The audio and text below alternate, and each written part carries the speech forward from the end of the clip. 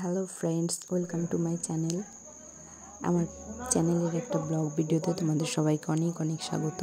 তো এখন হচ্ছে বাজে রাত্রি 1:30 আর আমরা মন্দিরে সবাই বসে আছি। এখন চলছে শ্রীকৃষ্ণের রূপ বর্ণনার কীর্তনপালা, আর আমরা গানটাও শুনছি, তার সাথে এগুলোও দেখে বোঝার চেষ্টা করছি। সত্যি মাথার পুরো উপর দিয়ে যাচ্ছে। যেহেতু শিবরাত্রি উপলক্ষে অনুষ্ঠানটা হয় আমাদের এখানে 4-5 দিন ধরে, তো সেহেতু ঠান্ডার সময় বেশ মশাও আছে অত্যধিক পরিমাণে। তো এই হচ্ছে ব্যাপার, আর এগুলো ছাড়া সত্যিই সম্ভব নয় অনুষ্ঠানটা, তো তাই এগুলোও আগে দেখালাম।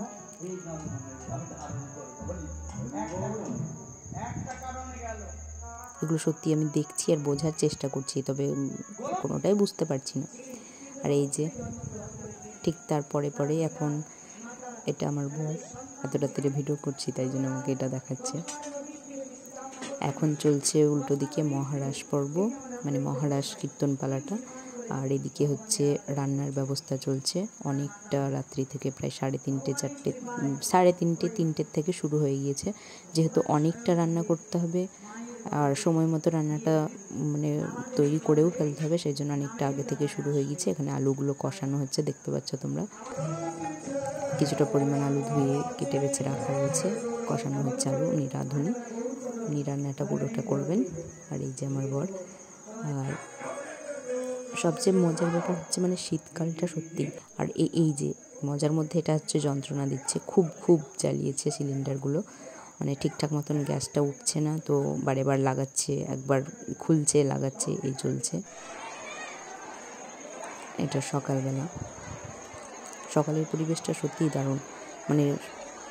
রাস হওয়ার ঠিক পরেই এই যে কুঞ্জবর্ণন, তারপরে হচ্ছে নগর পরিক্রমা, তারপরে সবাই সেই নগর পরিক্রমা করে এসে হই হুল্লোড় করে মন্দিরের একদম সেই আনন্দ ফুর্তির যে পরিবেশটা, সেটা সম্পূর্ণ সত্যিই আলাদা, দেখার মতন বিষয়।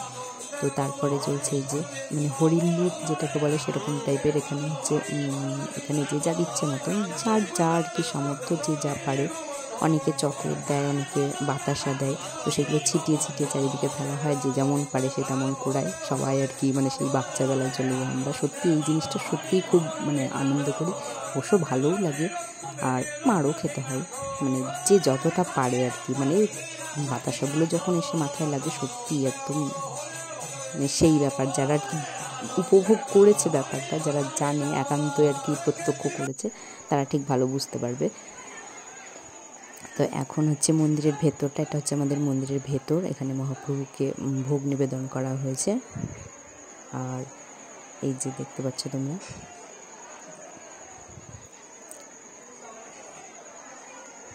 এগুলো হচ্ছে উল্টো দিকে যেগুলো রয়েছে, এগুলো হচ্ছে মালসার ভোগ। জানি না কে বা কারা শুনেছো, কতজন বা জানো কিনা, এগুলো আলাদা করে প্রসাদ রয়েছে।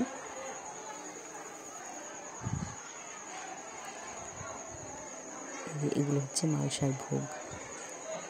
অনেকে নিজের ছেলে বা মেয়ে বা বাড়ির কারণ নামে মালসার ভোগ আর কি ভগবানের উদ্দেশ্যে দিয়ে থাকে। তারপর পুজোর পরে সেটা প্রসাদ হিসেবে যে যার মতন করে, নামগুলো যেহেতু এন্ট্রি করা থাকে প্রথম থেকে, তো তারপরে তারা এক এক করে নিয়ে যায়। এই যে এটা হচ্ছে আমি আর আমার বর।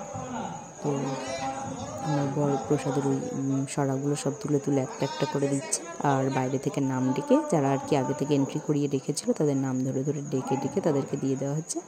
তারা সেগুলো প্রসাদ হিসেবে বাড়ি নিয়ে যাবে। আর এইটা হচ্ছে মালসার ভোগ। এই যে এইগুলো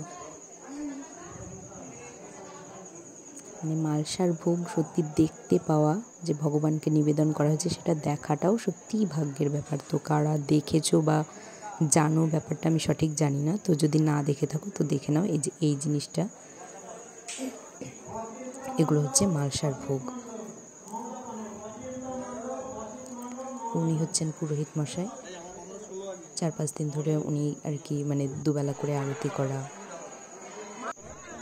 সমস্ত সেবার ব্যবস্থা করা মন্দিরে উনি করে থাকেন। আর এই যে এটা হচ্ছে মৎসব। যেহেতু আমাদের এখানে সেই সময় ভিডিওটি করা হয়নি, তো ওই জন্য অন্য জায়গাকার ভিডিও দিলাম এটা। কিন্তু আমাদের এখানে ভাত, ডাল, একটা তরকারি, চাটনি, পায়েস, প্রথমে একটু পোলাও, এগুলোই খাওয়ানো হয়ে থাকে। এই যে আমি, আমার বর, ভাই। আর এটা হচ্ছে আমাদের মন্দিরের বাইরের লুক। আর ভিডিওটা কেমন লাগলো জানিও, আর সবাই চ্যানেলটা সাবস্ক্রাইব করো। ধন্যবাদ।